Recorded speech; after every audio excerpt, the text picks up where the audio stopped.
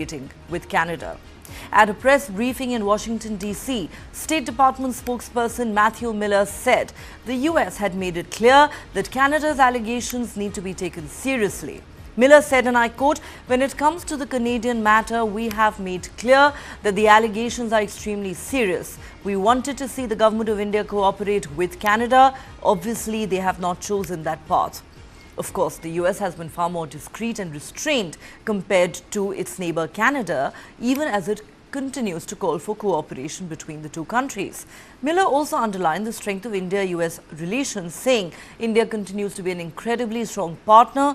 We've worked with them on a number of matters, including our shared vision for a free, open and prosperous Indo-Pacific. And when we have concerns, we can take those concerns to them and have candid conversations. While India has so far not commented on Washington's remarks, it has categorically and repeatedly rejected as preposterous and politically motivated the allegations levelled by Canada. India says Canada has not shared a shred of evidence to back its claims and that Prime Minister Justin Trudeau is making baseless charges to pander to Khalistani elements and anti-India forces that constitute a vote bank for him and to shore up his sagging political fortunes ahead of the 2025 general election, which many polls suggest Trudeau is likely to lose. The India-Canada crisis erupted in September last year after the Canadian Prime Minister accused agents of New Delhi of being involved in killing Nijjar. He claimed credible information had been shared with intelligence partners, including the United States. India, as we said, maintains that it has not been presented with any evidence to back the charges. The accusations, first levelled last year, had led to tensions that included a fierce response from India and a tit-for-tat expulsion of diplomats by both sides. However, this week, ties between the two countries hit rock bottom after Canada accused top Indian diplomats, including its High Commissioner to Ottawa, Sanjay Verma, of being involved in the murder of the Khalistani terrorist. On Monday, Canada expelled all 6 of these diplomats, even though India had already announced its decision to withdraw them from Canada owing to security concerns.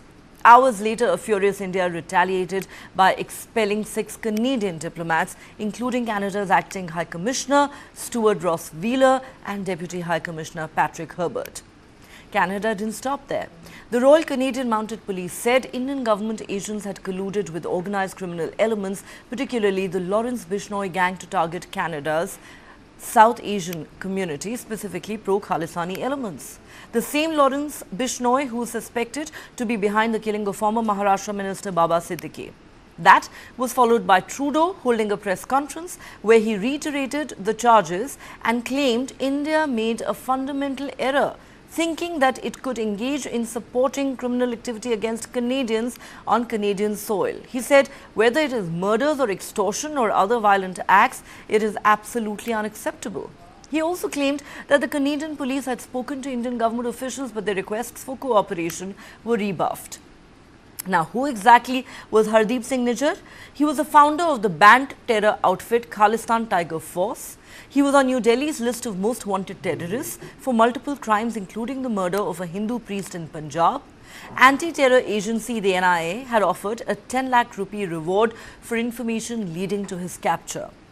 The Canadian Prime Minister says he has shared relevant information regarding the allegations against India with its Five Eyes partners, that's the United States, the United Kingdom, Australia and New Zealand. The Five Eyes Alliance constitute a coalition of 5 intelligence agencies that work closely together. Trudeau added, from the beginning, as of last summer, we've worked closely with our Five Eyes partners, particularly with the United States, where they have gone through a similar pattern of behavior from India with regards to an attempted extrajudicial killing. A reference to the case involving another Khalistani terrorist, Gurpant Singh Pannun, a plot to kill Pannun, who is a designated terrorist in India and a US citizen. The US State Department has said the Indian government have told us that they are taking the allegations seriously and that the activities in the US Department of Justice indictment do not represent the Indian government policy.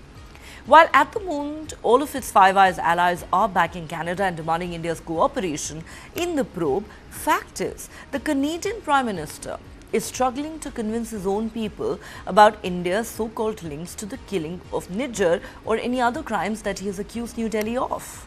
Not only are his allegations totally vague, with no credible evidence put out in the public domain, Trudeau faces an uncertain political future. His approval ratings at home are at an all-time low. He has been pandering to Khalistani separatists, violent extremists and anti-India forces for the sake of cynical vote bank politics. And many believe that Trudeau senses an embarrassing defeat for his party in the 2025 general election in Canada and is therefore resorting to desperate measures to distract attention from his own failures and extremely poor record during the 9 years that he has been in office. Therefore, as he fights for his own political survival, Trudeau seems to have decided to sacrifice India-Canada ties in the process. Not only that, political observers say Trudeau is currently struggling to fend off a potential coup brewing within his own party, with many leaders clamoring for his removal amidst corruption allegations. In fact, Liberal MP Sean Casey has publicly called for Trudeau to resign, citing growing dissatisfaction within the party. He recently said in an interview, people have had enough, they've tuned him out and they want him to go. Also, the Indian government believes that Trudeau's move was triggered by his impending deposition before an influential commission to explain the charge that his government has failed to prevent China's interference in domestic politics and to stop China from having a free run in that country. First of all, I'd say that the timing of those was completely coincidental. When it comes to the Canadian matter, we have made clear that the allegations are extremely serious and they need to be taken seriously, and we wanted to see the government of India cooperate with Canada in its investigation. Obviously, they have not chosen that path. You say the allegations extremely serious. You mean the long-standing ones? Canada, yeah. The long-standing ones. Yes, I mean. yes, correct. So in terms of how India reacted overnight, or how they reacted yesterday to this, how do you feel about that, the withdrawal of, I mean, obviously Canada was kicked out, but how do you feel about how India is responding? I don't have any comment on that, but as we've said before, they're serious allegations, and we have wanted to see India take them seriously and cooperate with Canada's investigation. They have chosen an alternate path. An alternate path? How does that color perceptions of dealing with India? I don't have any further assessment. The RCMP allegations that were shared, the information that was shared yesterday, are deeply, deeply disturbing.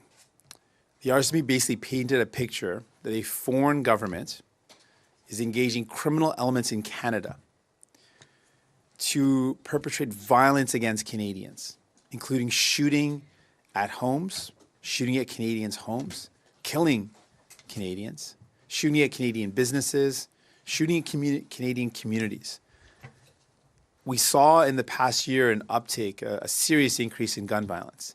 And the RCMP is pointing to the fact that a portion of that, a significant portion, can be attributed to a foreign government hiring criminal elements. This is a threat to anyone that lives in those communities. Anyone that has family in those communities, kids playing in the parks where those homes were shot at or those businesses were shot at. This is serious. I love our country. I love our democracy. I would do anything to protect it. I can't imagine or understand any political leader who wouldn't also do anything to protect our country. And that's why it troubles me deeply that Pierre Poilievre is unwilling to receive security clearance and to fully understand what's going on. All right. Let's take a quick break here on Global Lens. On the other side, we will have an in-depth look at just what's going on with Justin Trudeau with our panel of experts.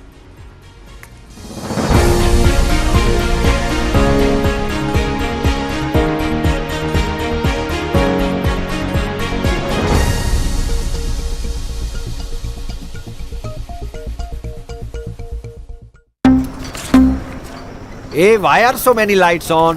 Is it Navroz? Settling accounts, uncle? No, writing a love letter. Check your accounts every day and ensure there is no mismatch. Exchange sends trade-related messages daily. Do timely verification. And if there is a mismatch, inform the exchange immediately. Soch kar, samajh kar, invest kar.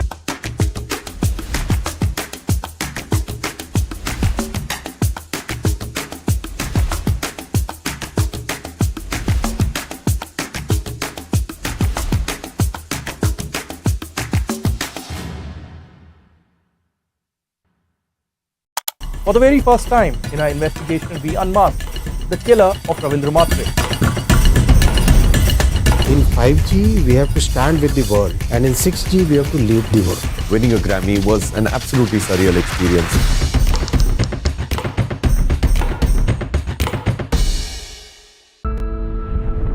Who am I? Nobody can crack that mystery. There is a certain expectation of me. That's the only contradiction. Life itself is stranger than fiction. I was a perfectly normal person born in an abnormal world. I really didn't understand why is it different. Just imagine a child who is bullied every day. Boys school में कुछ लड़का लोग मेरे साथ sexual abuse किए. मुझे तेरे बारे में सब पता है, और मैं तेरा rape कर लूँगा. You also start to stigmatize. अरे ये तो time pass है. Sex doesn't come in the picture, sex comes very late. Then there are man-made narratives. Why do you walk like that? Why do you sway so much? So you can understand the trauma of a person who's trapped in a wrong body.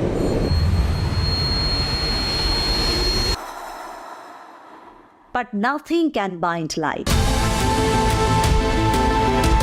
We have to reclaim the lost position. We fought for more than 10 years. Today, I'm the mother of the industry. I'm a first transgender member judge. You can't walk in everybody's shoes. This is what I'm comfortable with. They just are what they are. You become the light yourself. That is the change that I was looking for.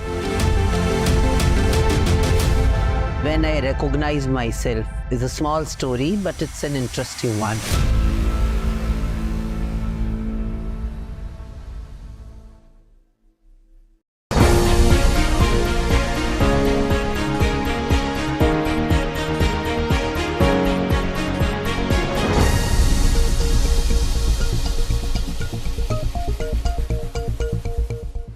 Welcome back. You're watching Global Lens on News9 Live with me, Neha Khanna, and we're discussing the diplomatic meltdown between India and Canada and exactly what's going on with Justin Trudeau. We'll try and understand that with our guest. Joining me on Global Lens tonight is Dr. Vineet Prakash. He's Associate Professor at the Center for US and Canadian Studies at the Jawaharlal Nehru University.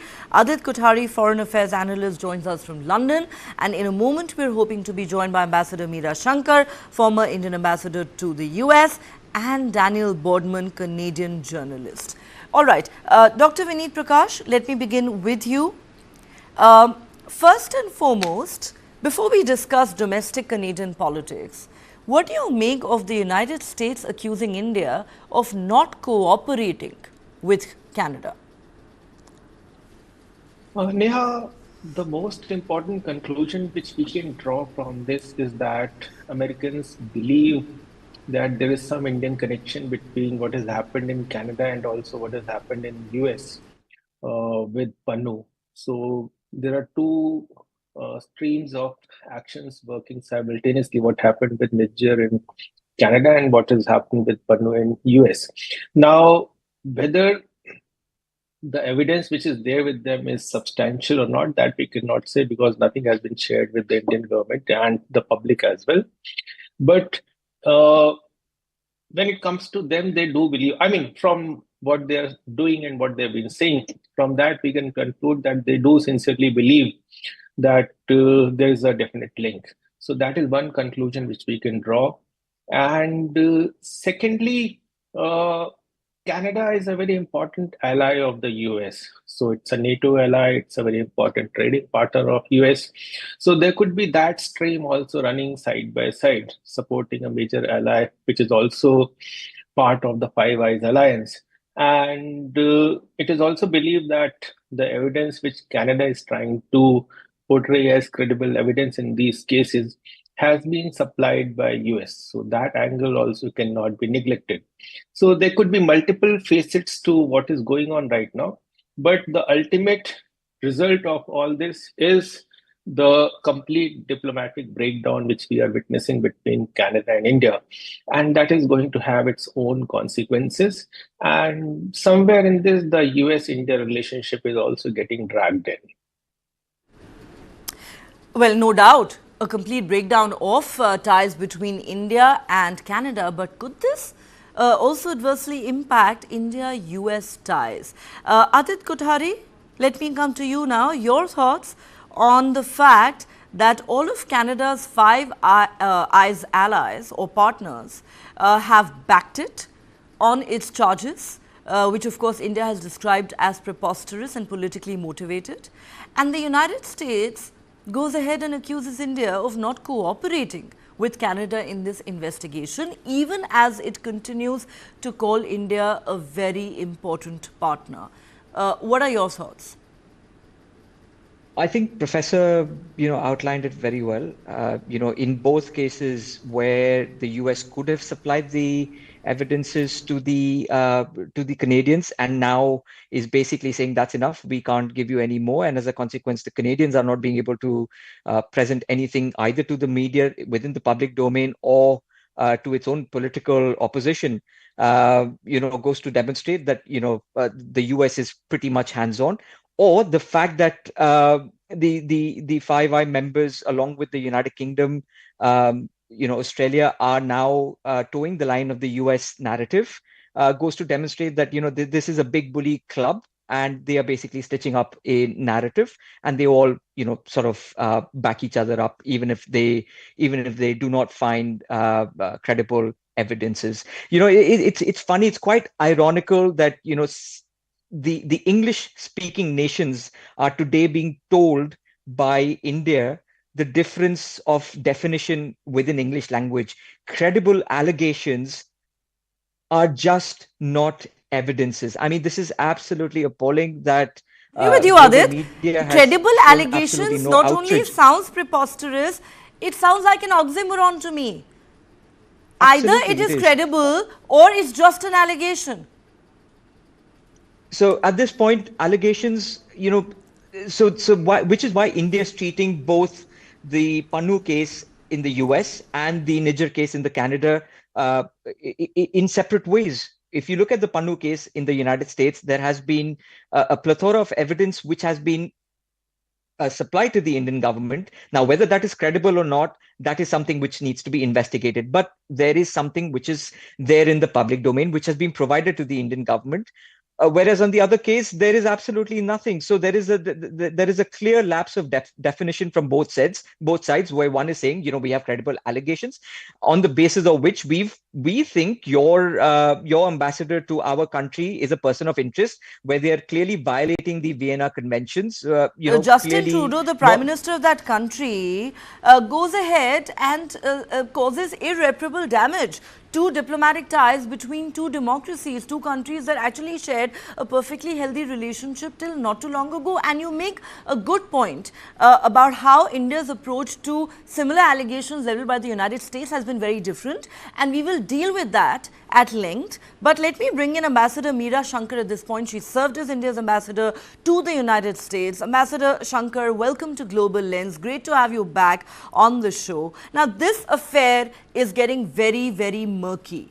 To even say that India-Canada ties have hit rock bottom, I think would be an understatement. But ma'am, what do you make of the fact that the United States is now accusing India, I beg your pardon, of not cooperating with Canada in these in this entire investigation, and all the Five Eyes partners seem to be backing Canada. Now, Adit Kothari says the Five Eyes partners are all looking like a big bully club.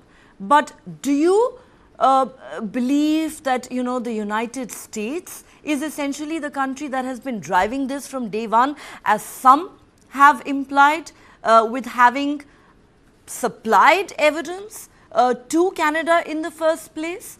How do you look at this entire saga?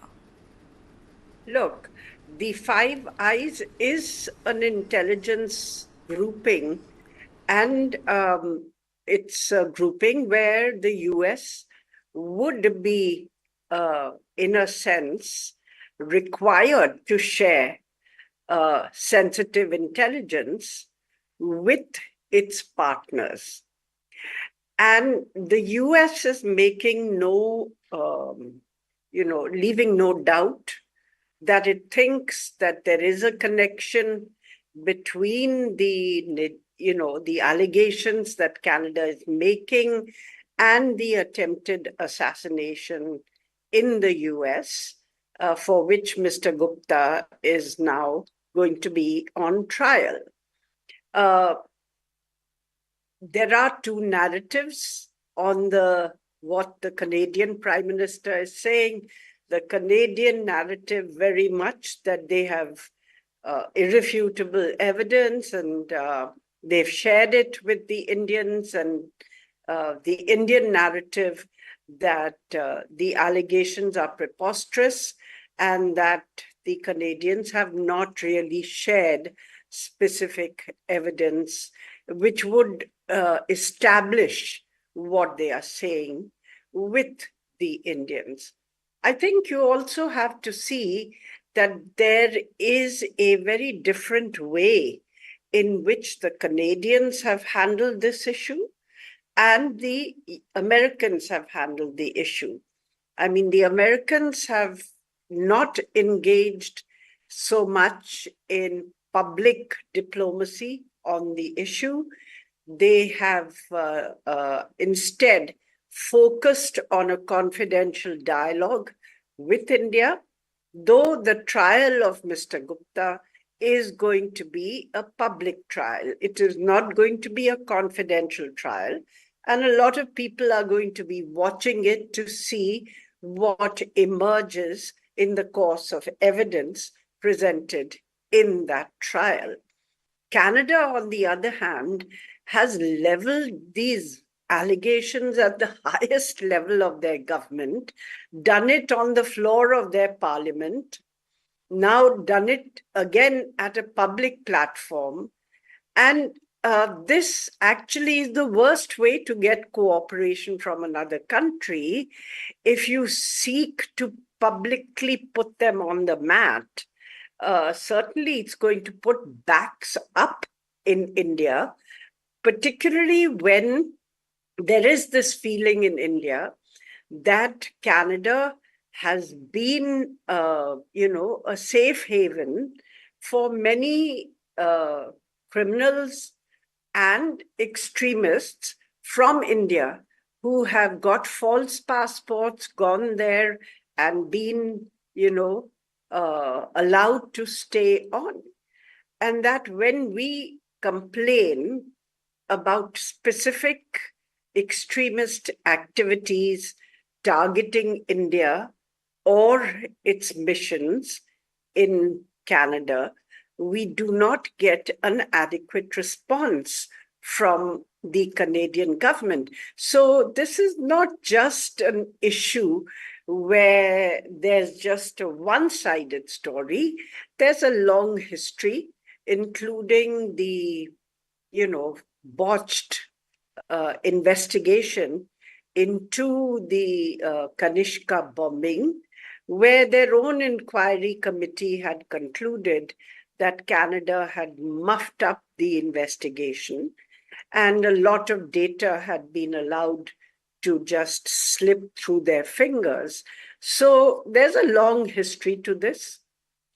And there is this feeling in India. Many say, it started with Trudeau senior, many would say, and you're quite right, for a long time now, ma'am, India has been accusing Justin Trudeau, of pandering to Khalistani elements, extremist forces, anti-India forces for the sake of cynical vote bank politics. After all, he's been in bed with the likes of Jagmeet Singh. But let me ask you this question. You're quite right. The manner in which the United States has addressed this issue is starkly different to the manner in which Canada has addressed it. Would you agree, ma'am, as somebody who's, served as a distinguished diplomat for such a long time, that sensitive issues are meant to be addressed privately between friendly countries and democracies? That's what diplomacy is all about, and Justin Trudeau choosing to go public with these wild allegations without actually putting out any credible evidence in the public domain so far has therefore caused perhaps irreparable damage to ties between the two countries? And do you believe that this is what explains why India's response has been so different, while it's taken a very, very tough stance vis-a-vis Canada? Now it's almost as if Canada is in the same category as Pakistan as far as India is concerned. On the other hand, India has taken the United States allegations vis-a-vis the Pannun case far more seriously. And if reports are to be believed, the inquiry committee that had been set up by India has in fact traveled to the US to brief Biden administration officials on their ongoing investigation, and they may have even made an arrest in this case.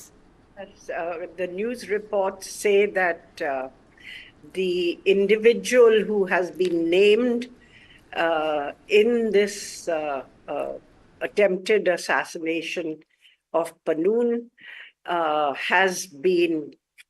is no longer in service and has been arrested. We haven't seen a statement from the Indian government, but there are news reports to this effect. And so obviously the Indian government is showing that they are willing to look at accountability where there is sufficient evidence, where national sensitivities are kept in mind, and there is no recourse to this kind of megaphone diplomacy, which is not likely to get cooperation. Megaphone diplomacy will never get cooperation. I mean, those are certainly words of sage advice from a distinguished diplomat. Let me now take a quick break here on Global Lens. On the other side, we'll continue this conversation and also discuss whether political compulsions and a fear of failure in the upcoming election in Canada could be driving Justin Trudeau's desperate tactics.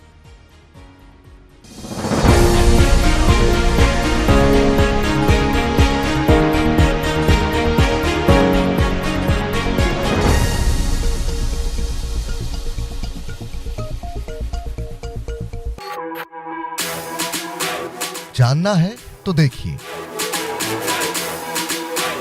समझना है तो सुनिए, सीखना है तो पूछिए, और कमाना है तो खरीदिए।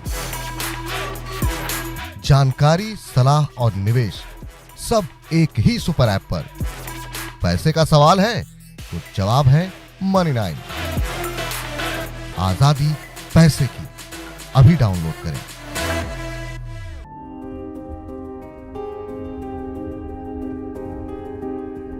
It's said that out of 7 diamonds across the world, 5 are cut and polished in India.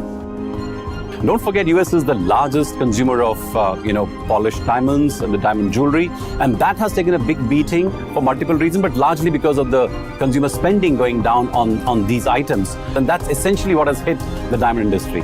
We are at a brim where you see not just one, but multiple very strong global brands coming out of India, and we will make a global mark, and I'm convinced about that.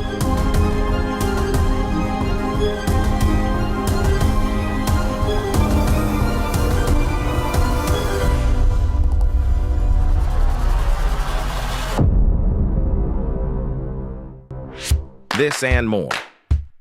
Streaming on News9 plus news is now content. Subscribe and get free vouchers.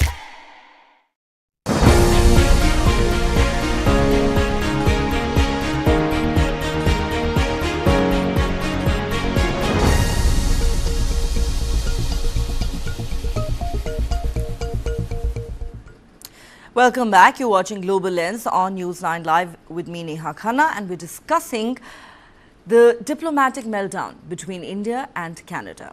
Let me go back to Dr. Vineet Prakash at this point. Dr. Prakash, it's not just us in the Indian media saying this, or it's not just the Indian government saying this. There are many Canadians today who are saying that Justin Trudeau is a lame duck and a failed Prime Minister who's staring at a massive defeat in the upcoming general election in Canada in 2025. He has his back to the wall.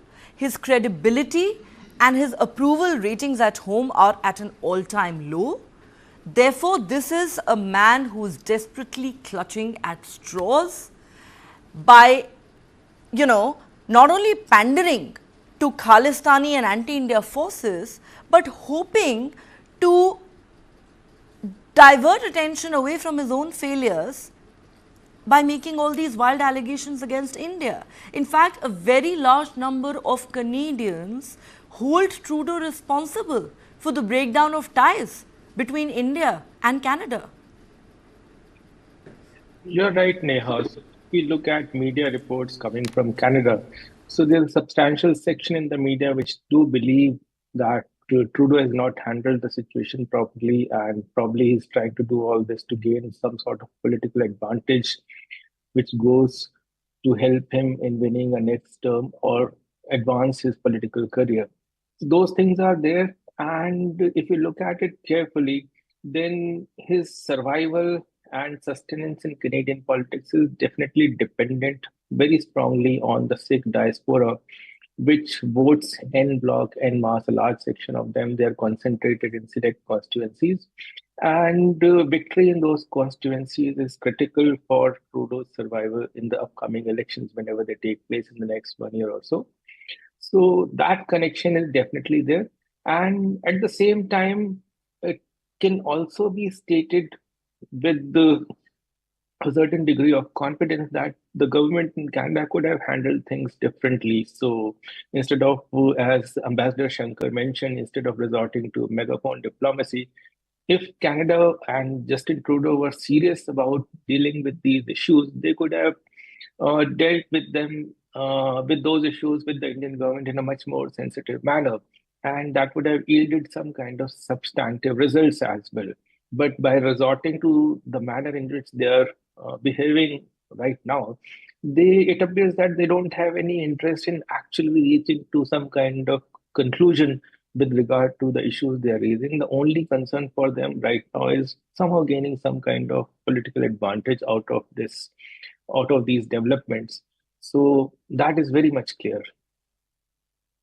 Adit, do you agree? Justin Trudeau is a man who's desperately fighting for his political survival. As I keep saying, not only are his approval ratings at home at an all-time low, and poll after poll has suggested that he could face a huge defeat in the next year's general election. As we speak, Trudeau is also struggling to fend off a potential coup that's brewing within his own party, with many clamoring for his resignation or replacement, saying the people of Canada have had enough of this unpopular leader. Some have even gone public and said it is time for Trudeau to go. Therefore, is this a smokescreen that Trudeau is trying to create? So if that was the case, then one has to admit that Trudeau is probably one of the most myopic politicians living in our day and age. He could be a clever man, but a very short-sighted man for putting his self-interest in forward of that of India-Canadian relationships. And I pray that is not the case. There is no doubt a growing dissatisfaction with Trudeau's leadership.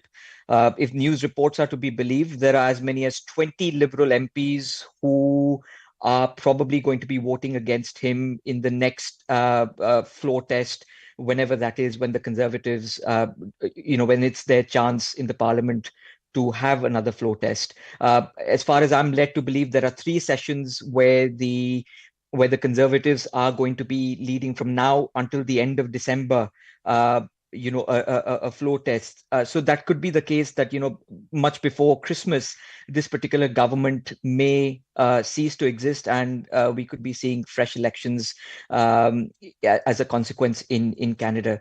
But, if this is his ploy to deflect attention from his own failings, his own miserable politics domestically, to basically divert attentions, I don't think it's going to. I don't think it's going to yield many benefits. The only way I see that successing in some way is by him saying that, oh, you look, this is where the foreign interferences were coming in from, and I have, even to a growing powerful nation like India, I have been able to smack them down. So that's the only argument. That's the only you're right. narrative Not only is he a very myopic leader, but clearly his desperate attempts to deflect attention from his own failures don't seem to be working, because it is the Canadians who he needs to convince, and they don't seem to be convinced. Let me go back to Ambassador Meera Shankar at this point. Ambassador Shankar, we have an update, and I'd like to have your views on this. Khalistani terrorist Pannun, who, as you know, has accused India of being linked to an assassination plot targeting him on American soil, has now said in an interview to a Canadian news channel, CBC News to be precise, that he was in touch with Prime Minister Justin Trudeau's office, and that he shared information against India with Justin Trudeau's office in the wake of Nijjar's killing. And he talks about some detailed spy network that India has been running in Canada. Now, the very fact that a man who's been designated as a terrorist by India says he is the one who's been cooperating with Justin Trudeau's office and has been supplying information to him, I don't think it, shows Justin Trudeau in a good light at all.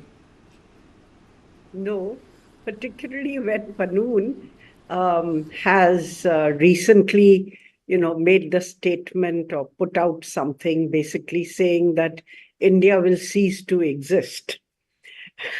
So I think he's also trying to gain a little self-importance through this, because the evidence which was provided to Canada was apparently from the US through the Five Eyes network. So Pannun is also trying to make hay while the sun shines and get himself more importance by projecting himself. But clearly there is a political element to the very public stance that Canada has taken, because otherwise it could have all been dealt with in discreet dialogue and through back channels. But instead, it's been a very public attack. Therefore, the conclusion that there's obviously a broader political purpose as well. And I think it's A, to consolidate minority support for Prime Minister Trudeau, and B, there's the commission, Parliamentary Commission on Foreign Interference in Canada's politics, and that was set up really with China in mind. And, the fact that China had been interfering very brazenly in Canadian politics and sometimes impacting outcomes. But I think Prime Minister Trudeau, by bringing this Indian and in the inquiry, also brought India in through all this, saying that India is the other country which has been interfering. And so, in a sense, it diverts from the original focus of this inquiry, because China actually supports the Liberal Party. Okay, interesting. But okay, go ahead. Yes. They are less hard on China in their policies than the Conservatives.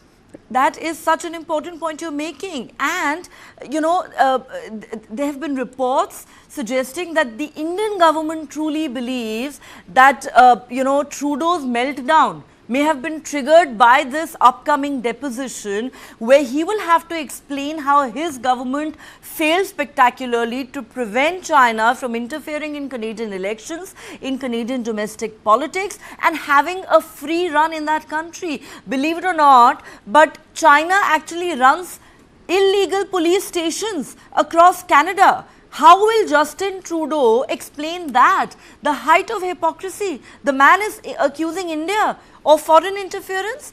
Let me take this to Adit Kothari and Dr. Vineet Prakash. Starting with you, Adit. You know, Pannun saying that he's the one who shared information with Justin Trudeau's office regarding the killing of Nijjar. Now, that is really the last thing that Justin Trudeau needs, an endorsement from a designated Khalistani terrorist. Given that his credibility is already at an all-time low, Justin Trudeau doesn't come out smelling of roses when Pannun says, I'm the one who's been cooperating with Trudeau's office. Well, I sincerely hope that the MEA is able to exploit and completely dismantle all of the Canadian narratives around this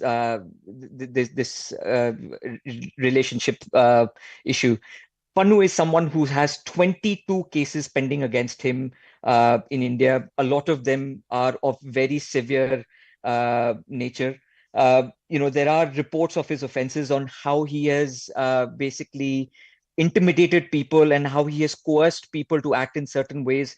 It doesn't reflect very nicely on a sitting prime minister of a G7 country to have links stated on a public TV which is connected, which is a state. It's a state TV at the end of the day. So it doesn't really reflect greatly on his image.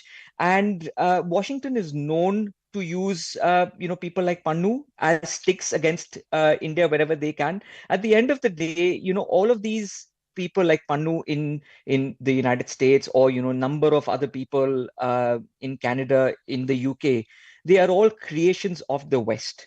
They are the Frankensteins that they have created.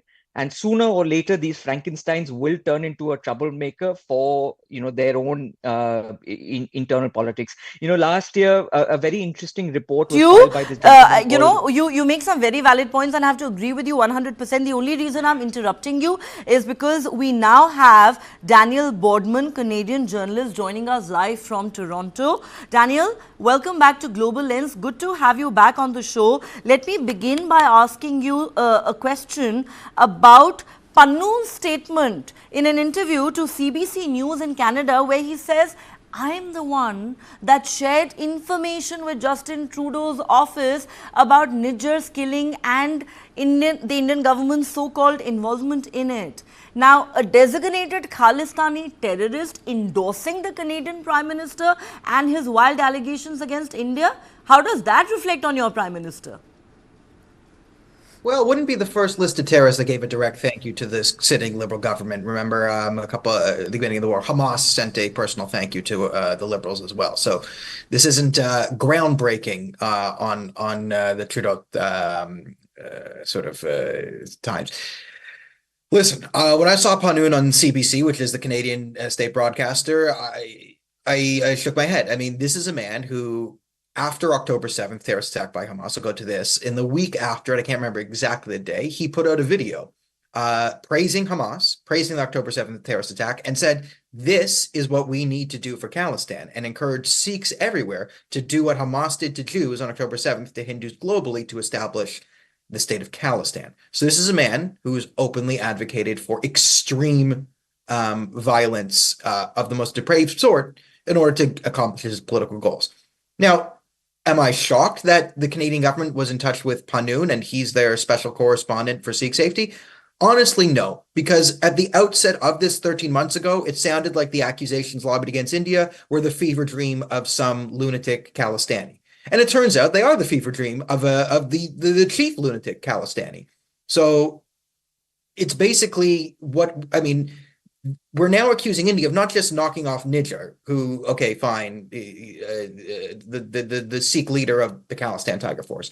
But no, now the Indian government is actually running an entire gang network through the entire country, hunting down Khalistanis everywhere. And again, this is fever dream of Pannun. And now it's official government policy. It seems like the investigations we're doing and the evidence that we have is Sikhs for Justice, and Pannun called him up and said, oh yes, India is actually behind the Air India bombing and they're trying to silence us from getting out the truth. And it's highly likely that Khalistanis have a foothold within the RCMP. We definitely know they have a foothold within the Liberal Party. Many of the cabinet ministers Justin Trudeau appointed are hardcore open Khalistanis. And I've seen it for years.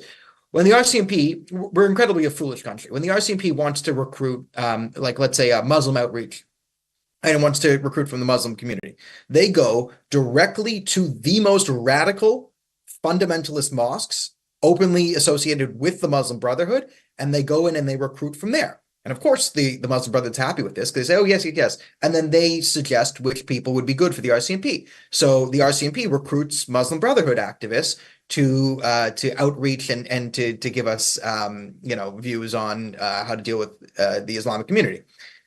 We do the same thing with Sikhs, right? So instead of empowering the majority of Sikhs, which are non-Khalistanis in our country and normal, well-adjusted people, we go directly to the most insane, the most violent, the most strident, and we recruit them into our security agencies for community outreach, cohesion, something. That should be scary for Canadians. Justin Trudeau says, I know how frightened the people of Canada are given India's activities. It is what the Canadian government is doing under Justin Trudeau that should actually scare Canadian citizens. But let me say this, going by Justin Trudeau's allegations, it would seem like the Indian government is the new James Bond. But on a more serious note, Daniel, let me ask you this question. Is this a man, in your assessment, who has his back to the corner and is desperately clutching at straws, fighting for his own political survival, sees the writing on the wall, fears that he is going to lose the 2025 general election, has approval ratings that have touched an all-time low, is fending off a potential coup within his own party, with some Labour Party MPs going public and saying Trudeau must go, and he has to now depose before a commission to explain how his government failed to prevent China from interfering with Canada's domestic politics. Is this what is driving, in your view, Trudeau's desperate measures? I think there's a confluence of factors here. I think this is definitely one of them. Might push the timing. I mean, Trudeau is underwater, facing scandals. I mean, to distract from his softness on foreign interference. I mean, this is a man who in 2015, when he was initially running, when asked what country does he admire the most, he said the basic dictatorship of China, because dictatorships allow you to do green energy or something. I mean, that's another lie in itself that I won't get into here. But again, this is a man who admires China's basic dictatorship. This is a man after the second worst terrorist attack in Canadian history, the PS-752 airliner shot down by 2 direct missiles from the IRGC, went directly to Javad Zarif, the propaganda minister of the regime, bowed down to him. So no one really believes that this man cares about public safety. But by being able to sort of jumble the narrative where he's incredibly weak on foreign interference, we have Russia, we have China, we have Iran. All of them are hostile foreign actors that are significant problems to Canada and are actually our enemies.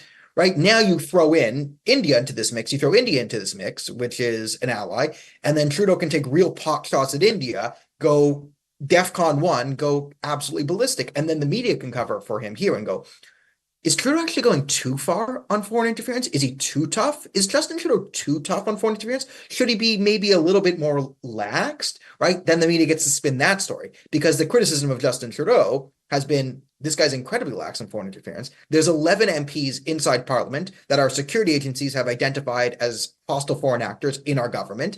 He won't kick them out of Parliament. He won't name the names. He's stridently protecting them for whatever reason. But now he can come out and do this whole song and dance and have the Canadian media go all along with it. Because again, this is one of the benefits of subsidizing the media to over $1 billion, is they're totally reliant on Liberal government subsidies right now. So they're all tied to Trudeau. And, you're right. He's back is in a corner. He's facing scandals. So why not start a fight with India and try and distract from this? Because now this is the top story in Canada, and we're sort of not talking as much about the Chinese foreign interference and the fact that he's trying to the green slush fund that to see the back of him. I think that's a great point you make. Why not pick a fight with India? But Daniel, let me ask you this final question before we let you go. How do a majority of Canadian people view Justin Trudeau's antics and the fact that he has so willingly thrown the India-Canada relationship under the bus for the sake of his own political survival? Yeah, this isn't playing well in Canada. There's a hardcore band of supporters. So, we call them the Truanons, the conspiracy theories. Right? There's defenders in the media who are sort of will defend anything he does. They're on his side. Lunatic Khalistanis, they love this. But this is not playing well with the Canadian people. Canada likes to think of itself as a very diplomatic country.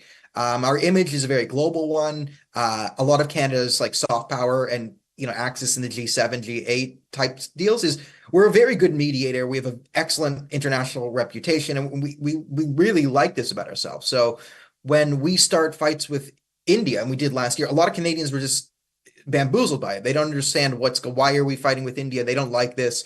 They want to be sort of the good guy on the global scale, and have everyone kind of like us and kind of be a bit moderate. That's the image that Canadians like globally. So Justin Trudeau, again, who was very deeply unpopular, you could say maybe he tried to instigate a rally around the flag moment here, but it hasn't really worked. Everyone's so fed up with Justin Trudeau. And again, we've seen example after example after example of him not caring about public safety. Again, there's been roaming bands of jihadists and Marxists just terrorizing our streets for the last year, to the tacit endorsement of Justin Trudeau. They're burning down synagogues, they're shooting up Jewish day schools, they're burning down churches, they're attacking Hindu temples. None of this elicited a response from Justin Trudeau. So and now suddenly he thinks that India, he wants his country to believe that India is the bad guy. So not playing well with Canadians, and certainly I think Justin Trudeau would do well to remember that this is not how you conduct diplomacy with the world's largest democracy. He has caused irreparable damage to a perfectly healthy relationship between the two countries. On that note, Daniel Boardman, thank you so much for joining me on Global Lens tonight. Good to have you on the show. Ambassador Meera Shankar, I'll give you the last word. You heard our Canadian guest there and his perspective. He actually seems to think that not only is Justin Trudeau more unpopular than ever before in his own country, his antics aren't playing too well with the Canadian people, who have bigger issues, really, that they would rather focus on ahead of next year's general election. Your thoughts as we wrap up the discussion tonight? Well, if it's not playing well in Canada, it's certainly not playing well in India. So let me say this is the wrong way to approach the issue with India, and leads to the belief that there's a lack of seriousness, that there are external motives driving this posturizing. And therefore, I think that it damages the relationship without achieving anything in terms of resolving differences on an issue which has been a serious issue in the relationship, and that is, extremist activity targeting India from Canadian soil. Canada keeps emphasizing, and Mr. Trudeau keeps emphasizing, the sovereignty and rule of law, sovereignty of Canada and the rule of law. Well, the sovereignty of India has to be respected, and the rule of law. And people wanted for serious crimes in India should not have safe haven in Canada. Nail on the head.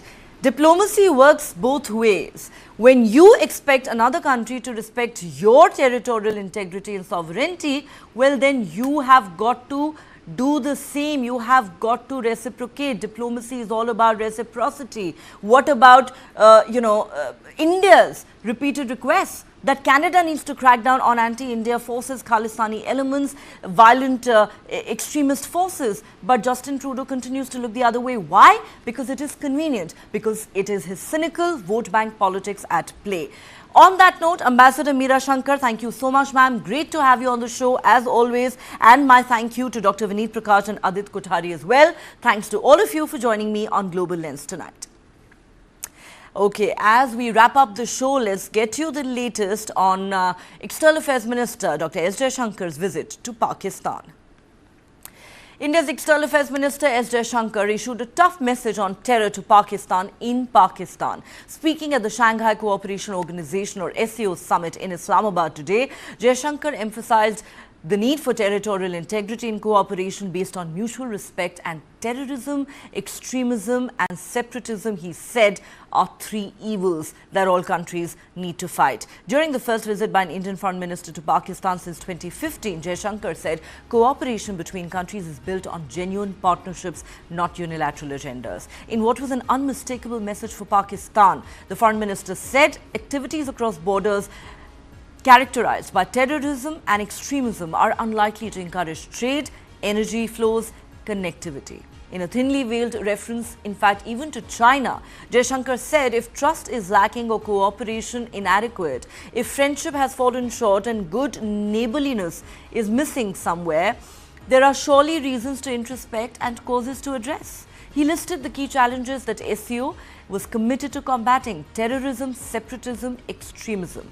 As the Pakistan Prime Minister Shehbaz Sharif and visiting Chinese Premier Li Kang listened in, Jaishankar said, if we fast forward from the inception of the SCO Charter to the situation today, these goals and tasks are even more crucial. It's therefore essential that we have an honest conversation. If trust is lacking or cooperation is inadequate, if friendship has fallen short and good neighborliness is missing somewhere, there are reasons to introspect and causes to address. Equally, it is only when we reaffirm our commitment more sincerely to the Charter that we can fully realize the benefits of cooperation and integration that it envisages. All right, that's all the time we have on this edition of Global Lens. Thanks so much for watching. Do join us again at the same time tomorrow.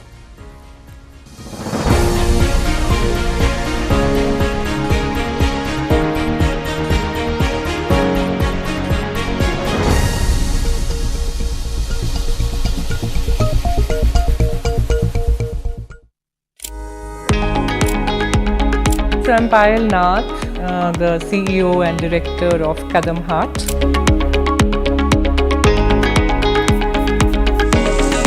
We're working with people, we're working with emotions, we're working with hands, we're working with nature. We are very clear, we want to commit to livelihoods, we want to commit to the planet, we want to impact 1 million artisans, which is 1 million families minimum. Be the change that you want to see. This and more. Streaming on News9 plus news is now content. Subscribe and get free vouchers. In the heart of New York, an Indian spectacle unfolds. Step into the world of the elite saga. Featuring influential Indians who've rocked the globe. From culinary geniuses, this has been nothing less than a dream, to the wisdom of sages. And which is why success can never be spelt without you. Discover the stories behind the stars. Experience the magic behind the scenes. At the first Indian event at the Statue of Liberty. Watch the Elite Saga streaming only on News9 Plus. Download now.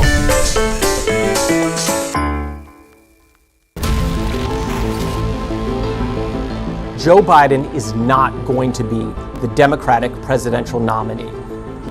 I made my choice. Kamala Harris. She's experienced. She's tough. She's capable. I took on perpetrators of all kinds. Predators. So hear me when I say, I know Donald Trump's type. I am the one saving democracy. He has tapped into the fear and anxiety about demographic change in the US.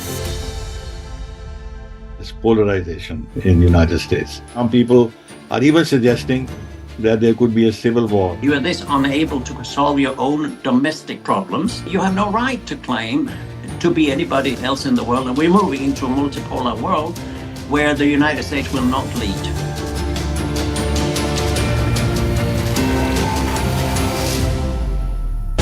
This and more. Streaming on News9 plus. Subscribe and get free vouchers.